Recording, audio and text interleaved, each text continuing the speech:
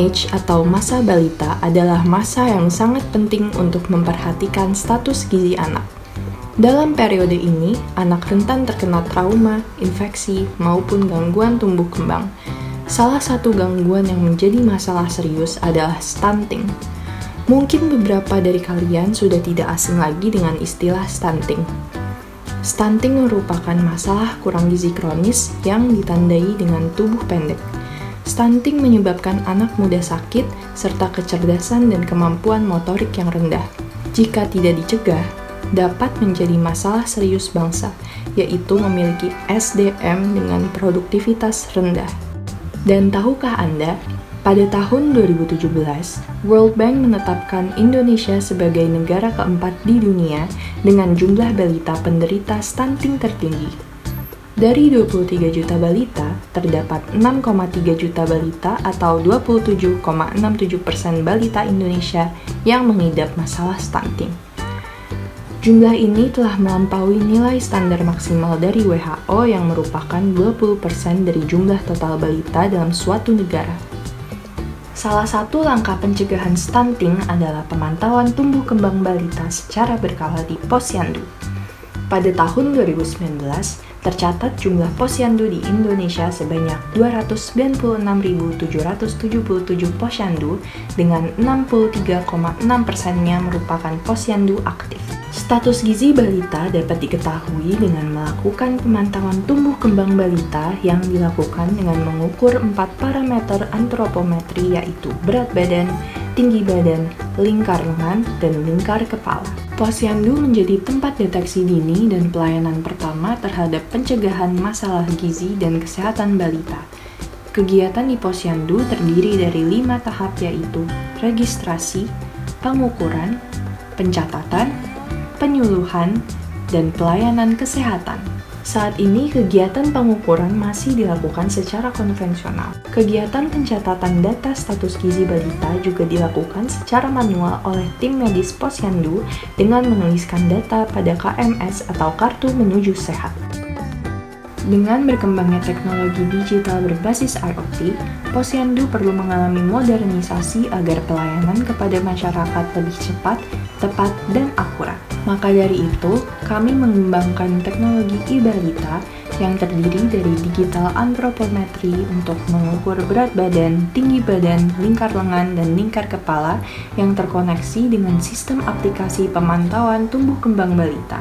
E-balita merupakan teknologi yang berbasis Arduino, Android, IoT, dan Artificial Intelligence. Teknologi ini menggunakan sensor load cell, sensor ultrasonik, sensor efek Hall, serta LCD untuk tampilan hasil pengukuran. Kemudian, hasil pengukuran dapat diterima melalui komputer maupun smartphone Android.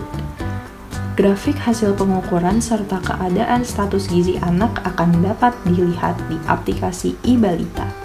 Aplikasi e-balita dibuat untuk tim medis posyandu dan orang tua balita. Dalam aplikasi ini terdapat menu profil anak, profil orang tua, pengukuran, jadwal imunisasi, laporan, dan beberapa fitur penunjang lainnya. Salah satu fitur penting aplikasi e-balita adalah adanya rekomendasi otomatis penanganan awal berdasarkan status gizi balita yang dikembangkan menggunakan teknologi kecerdasan buatan. Selain itu, adanya fitur notifikasi mengenai jadwal imunisasi memudahkan orang tua agar tetap on time dalam melakukan imunisasi. Beberapa manfaat langsung bagi orang tua dan tim medis posyandu adalah layanan akan lebih cepat, data pengukuran lebih akurat, data tersimpan lebih aman, status gizi anak dapat dimonitor secara berkala, mendukung Go Green dengan mengurangi penggunaan kertas. Selain sebagai monitoring tumbuh kembang anak, hasil pengukuran serta profil balita akan dikirim ke pusat data e-balita dan menjadi data mart yang dapat digunakan untuk mengetahui sebaran status gizi dan profil balita per wilayah, mulai dari kelurahan, kecamatan, kota, dan provinsi. Selanjutnya, data tersebut akan dikirim ke Pusat Data Nasional di Badan Statistika Nasional. Sebaran status gizi balita secara nasional ini dapat dimanfaatkan oleh pemerintah daerah maupun pusat, sehingga kegiatan peningkatan gizi balita seperti gerakan masyarakat hidup sehat, gerakan sadar imunisasi, gerakan gemar makan ikan dapat meningkatkan gizi balita serta tepat sasaran. Selain pemerintah, pihak swasta juga dapat memanfaatkan data sebaran status gizi balita ini ketika hendak melakukan kegiatan CSR terkait kesehatan anak. Penelitian yang akan kami kembangkan ini merujuk pada penelitian sebelumnya oleh M. Afdali dan kawan-kawan serta Umi Yatin dan kawan-kawan yang mengembangkan alat ukur berat badan dan tinggi badan. Kedua penelitian tersebut memiliki tingkat keberhasilan lebih dari 95%. Secara keseluruhan, iBalita memiliki keunggulan dibandingkan produk sejenis lainnya. Keunggulan tersebut adalah: pertama, alat ukur berat badan, tinggi badan, lingkar lengan, dan lingkar kepala dengan aplikasi berbasis Android telah terintegrasi dan mudah digunakan. Kedua, iBalita memanfaatkan teknologi kecerdasan buatan dalam fitur rekomendasi penanganan sebagai langkah awal untuk memperbaiki status gizi anak.